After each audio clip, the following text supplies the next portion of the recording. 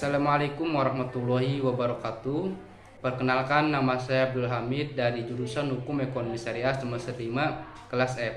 Di sini saya akan menyampaikan sedikit materi pada mata kuliah Muqarranatul Madzhab bil Muamalah yang mana disampaikan oleh kelompok 10 dan kelompok 11. Yang mana di sini kelompok 10 menjelaskan tentang sistem ekonomi kapitalis dan sistem ekonomi Islam. Sistem ekonomi sendiri adalah terdiri dari dua kata yang mana yaitu sistem dan ekonomi. Sistem adalah seperangkat unsur secara teratur yang saling berkaitan sehingga membentuk suatu totalitas. Sedangkan sistem ekonomi kapitalis sendiri adalah sebuah sistem ekonomi yang mana aset-aset produksi dan atau faktor-faktor produksinya sebagian besar dimiliki oleh sektor individu atau swasta. Nah, sedangkan menurut Grossman sendiri kapitalisme atau kapitalis adalah salah satu sistem ekonomi yang dimana di sini kekayaan yang produktif terutama dimiliki secara pribadi atau individu dan produksi terutama dilakukan untuk dijual. Nah, sedangkan ciri-ciri daripada sistem ekonomi kapitalis sendiri yaitu di sini ada 5. Yang pertama, kebebasan memiliki harta secara individu, persaingan bebas atau free competition. Yang ketiga, kebebasan penuh. Yang keempat, mementingkan diri sendiri, serta yang terakhir itu harga sebagai penentu atau price system. Selanjutnya yaitu sistem ekonomi Islam. Nah, di sini sistem ekonomi Islam adalah ilmu ekonomi yang mana dilaksanakan dalam praktik kita sehari-hari bagi individu, keluarga maupun kelompok masyarakat serta pemerintah dalam rangka untuk mengorganisasikan faktor atau produksi yang dimana distribusi dan pemanfaatan barang dan jasa ini dihasilkan tunduk pada peraturan atau perundang-undangan Islam. Nah, selanjutnya prinsip dasar sistem ekonomi Islam sendiri yang pertama yaitu Allah adalah pemilik segala sesuatu. Di sini dalam sistem ekonomi Islam bahwa Allah lah pemilik segala sesuatunya. Yang kedua itu kekayaan di dunia adalah untuk mencari kehidupan akhirat. Yang ketiga, bagian di dunia tidak boleh diabaikan dalam mendapatkan akhirat. Serta yang keempat, berlaku adil kepada sesama manusia. Yang kelima, tidak boleh melakukan kerusakan. Yang keenam, menjunjung kebebasan individu. Yang ketujuh, mengakui hak individu terhadap harta. Yang kedelapan di sini ketidaksamaan ekonomi dalam batas yang wajar. Serta yang kesembilan itu adanya jaminan sosial.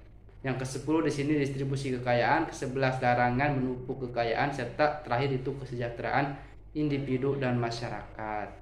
Baik, selanjutnya di sini saya akan menyampaikan materi yang disampaikan oleh kelompok 11 yang mana judulnya yaitu sistem ekonomi Islam di negara lain. Nah, yang pertama yaitu sistem ekonomi di Brunei Darussalam. Nah, di Brunei Darussalam sendiri ekonomi ini sangat kecil yang mana kaya ini adalah suatu campuran antara kewirausahaan dalam negeri.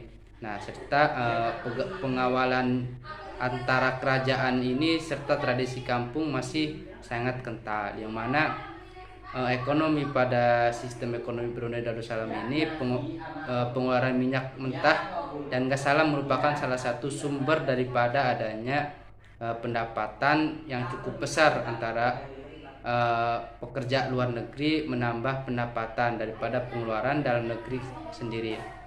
Nah, selanjutnya yaitu sistem ekonomi di negara Malaysia.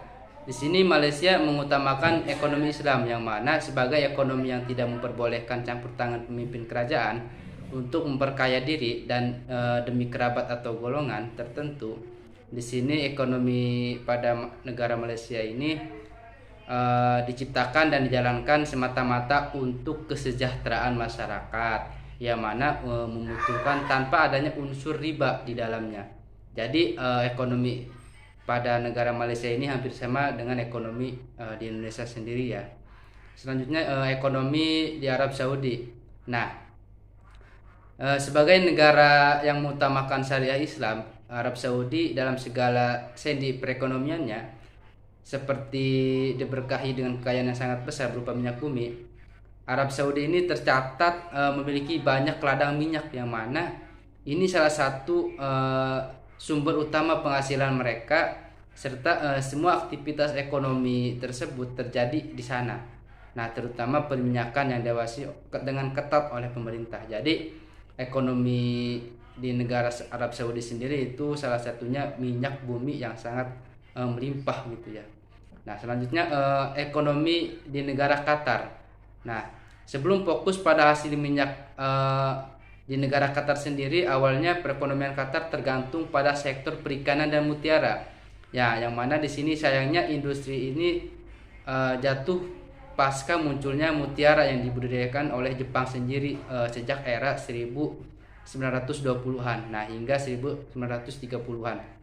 Nah, pada era 1940-an terjadi transformasi ekonomi, yang mana di sini di Qatar sendiri, yakni sejak ditemukannya minyak bumi di lapangan Dukhan atau di negara Qatar sendiri, hingga alhasil sekarang pendapatan utama Qatar ini sangatlah besar, yang mana berasal daripada minyak dan gas alam, atau bahkan cadangan minyaknya sendiri di negara Qatar itu diperkirakan mencapai 15 miliar per barel, atau 2,5 kilometer